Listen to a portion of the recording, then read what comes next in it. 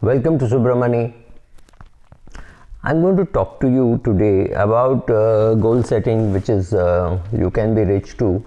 The tagline of that book is with goal-based investing. When people set goals, I do not know whether they should set goals for the target. That of course is what we mean by goals.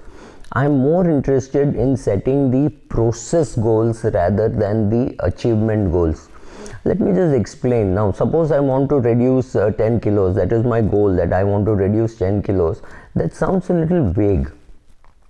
When do I want to lose it? Okay, I want to lose it over 1 year. What will I do to do that, to achieve that? What is the process? That is far more important.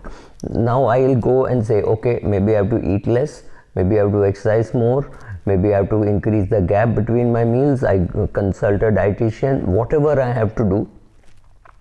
I need to put all that in place in a process document rather than in just writing down the goal saying I want to reduce 10 kilos in 1 year. Then I break it down to smaller goals on a monthly basis or on a weekly basis and say I will monitor my weight on a weekly basis and say I have to lose maybe 1 kilo a month, because there will be some months when I may not be able to lose. And 1 kilo a month would mean about 250 grams a week. Right? So I set for myself a target, said this is my starting point, this is what my ending point should be, and I put together the whole process, because a bad process can sometimes lead to good outcome, but generally good outcomes rarely come from bad processes. You cannot have bad processes and end up at the end of the year and say, oh, I wish I had, the whole purpose is lost. If you had done your CA or ICWA, you would have studied two concepts. One is a budget and second is budgetary control.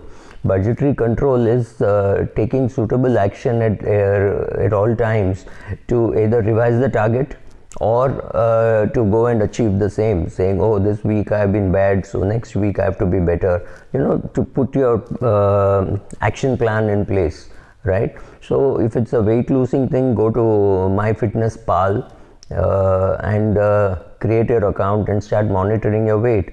Unfortunately, there is no such thing for equity investing, because you cannot say quarter on quarter this is what I will do.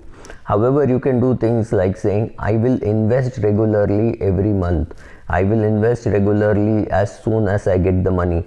I will in the meanwhile I will park it in a liquid fund, right?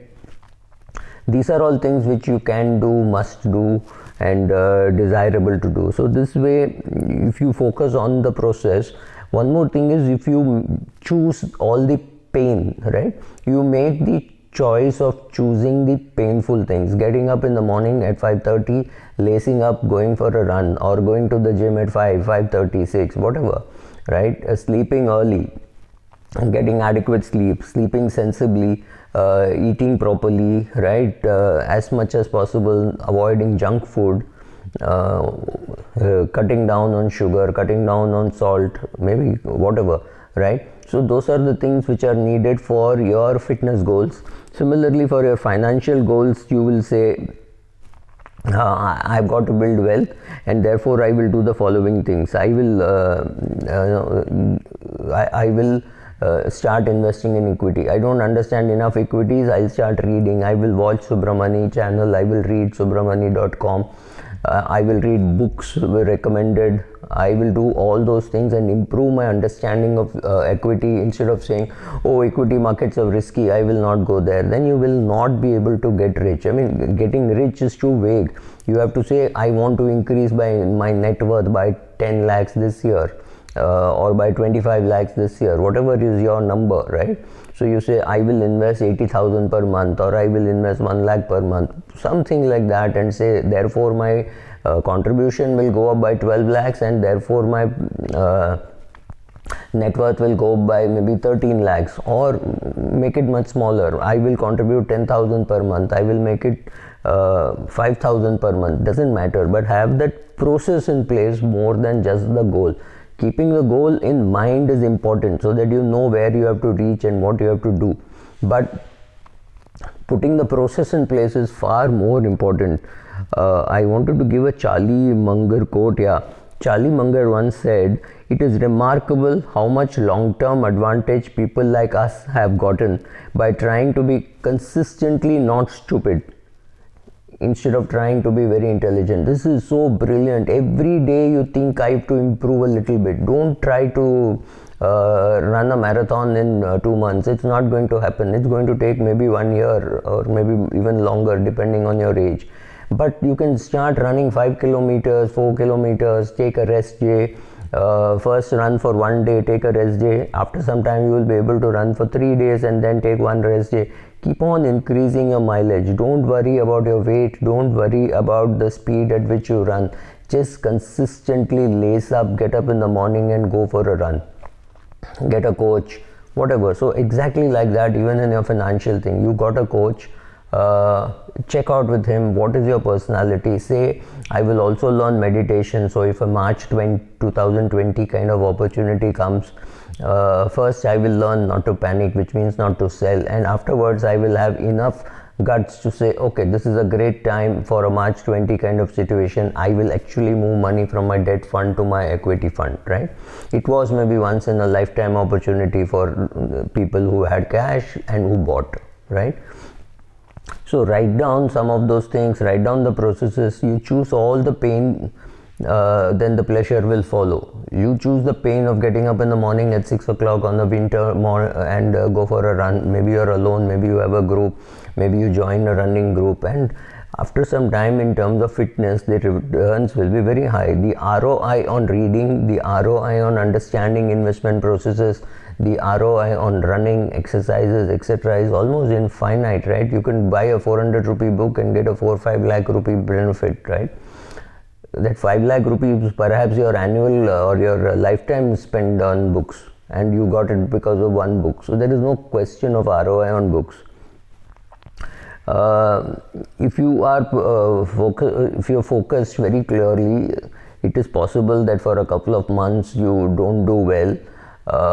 You don't invest the SIP amount, some emergency came up, your car needed a repair or something like that happened, or you overate at a friend's wedding or at a friend's daughter's wedding, doesn't really matter.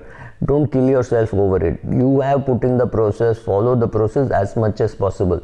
So initially, yes, it will be difficult, you will skip on the process, but that's okay. Let us say you said you will run every day of the month, which is very difficult. I'm not even asking you to attempt it. And instead of 30 days running, you did only 14 days of running. That's a fantastic start, because the previous month you did nothing. You didn't even walk, right? So this is just fantastic. So let us say your target was you would run every alternate day, but you had to travel, so you couldn't run. That's fine. Don't kill yourself over it, right? Similarly in investing, you skipped 1 month SIP, that's perfectly all right. Don't feel bad about it. Yes, you shouldn't have done it, but that's okay. These kind of mistakes will happen. Don't expect to become a Charlie Munger or a Buffett overnight. Over time, every day, if you try improving a little bit, you will get better and better as an investor, as long as you put the process in place.